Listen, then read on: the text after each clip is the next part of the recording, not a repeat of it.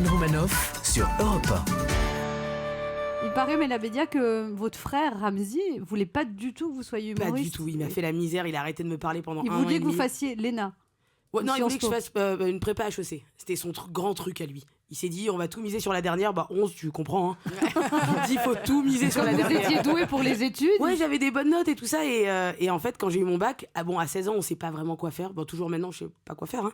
Mais du coup, je me suis dit, non, je sais pas. Et j'étais à la Sorbonne, en licence d'anglais. Et je suis allée à la Sorbonne, j'ai vu comment c'était, ça m'a pas plu.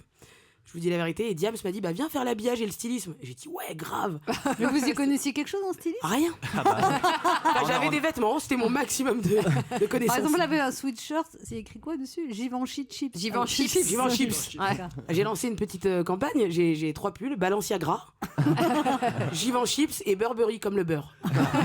J'espère qu'ils vont m'attaquer. J'attends que Balenciaga, ils m'ont appelé déjà. Ah oui, ils ont dit quoi?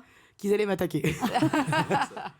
Et donc, vous partez en tournée avec Diams. Ouais, je pars en tournée. Et là, elle vous dit, monte sur scène. Et elle me dit, c'était la première date, c'était à Angers, et après on a fait le printemps de Bourges. Et elle m'a dit, au fait, tu vas aussi faire les premières parties.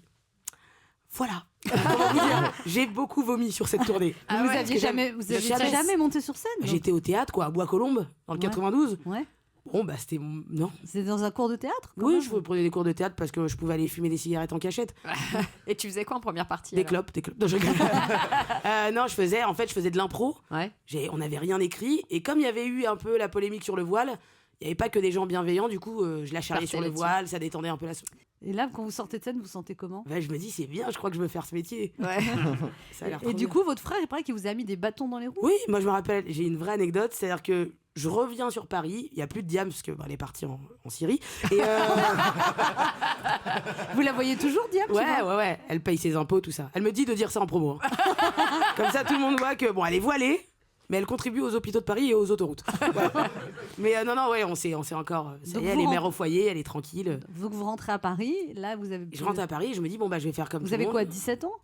Ouais, 18 plus. Hein. Ouais. Parce qu'on est parti 2 ans. Ouais. Et 18 ans, et je me dis, je vais faire comme tout le monde, comment faut faire. Et je vais au Paname. Et je me dis, je vais jouer dans un café-théâtre et je vais jouer dans une cave pour apprendre, quoi. Ouais. Et je commence à jouer, je dis pas que je suis la sœur de Ramzy, je dis que je suis la sœur de Zidane, mais ça marche pas. Mais c'était quoi, vous jouiez sous quel nom alors, J'avais Mela, Melra, enfin ce que t'arrives à dire de la gorge, enfin tu vois ce qui sort. Appelez-moi Zoé, si c'est plus simple, je dis la vérité. Ouais. Mais Mela, et du coup j'y allais 6 mois, et au bout de 6 mois, j'apprends qu'il y a Gad Elmaleh qui cherche une première partie, il cherche une meuf, et je me dis ah là trop bien. Et il entend, il y a 3 prénoms, il y avait Charlotte Gabri, je crois, moi et je sais plus qui. Et il appelle mon frère et il dit je peux avoir le numéro de ta sœur, et il lui a dit si tu la prends je ne te parle plus. Non. Alors la trahison, je suis arrivé chez ma mère, je lui dis il faut le déshériter lui. Même si c'est lui qui a gagné le plus d'argent, ça sert à rien. Mais il y a un vrai truc où il m'a fait la misère. Et après il est venu vous voir? Ça a duré bien 2 ans. Hein. Il m'a fait la misère, il me parlait plus. Ouais. Et après il est venu me voir sur scène, il a compris que c'était pas juste une lubie et que j'aimais vraiment ça. C'est vrai que t'avais un talent. Oh non, t'emballes pas.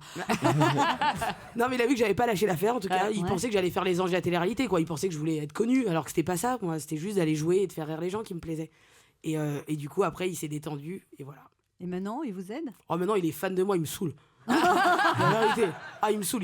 C'est-à-dire? Je veux qu'il se calme, d'ailleurs. S'il m'écoute. Non, mais maintenant, il est fier, et ça fait plaisir, mais on a mis le temps, hein.